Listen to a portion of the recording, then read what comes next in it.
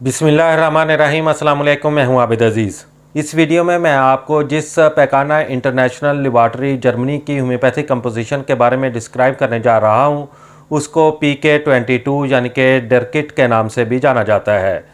PK22 या डरकिट की composition में जो एक्टिव इंग्रेडिएंट्स का इस्तेमाल किया गया है उसमें शामिल है हाइड्रोकटाइल 4X, मेजीरियम 12X, फूमेरिया of 6X, सिस्टसकैन 3X, लैडमपाल 6X, रेनिकोलस bulb 4X, सारसप्रेला 12X और वियोला ट्राइकलर 4X।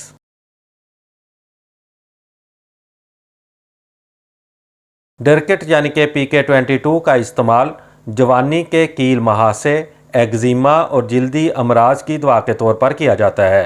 एक्नी यानी जवानी के कील महासे, चेहरे की फिंसियाँ, जिस्म की आम फिंसियाँ, छाले, जिल्दी दाने, खारश, सुरखबाद, एक्जिमा, चड्डों और मकद की खारश, सुर्खी, जलन, रगड़ें, जिल्द का कट फट जाना, छपाकी, छूत और सोजशदार फिंसियाँ, पित्त, जिल्द का सुर्ख हो जाना, खुजली, दाद, कीड़ों के काटने के बाद असरात के साथ साथ PK22 जिस्म के अंदर से जहरीले मादों का अखराज करती है।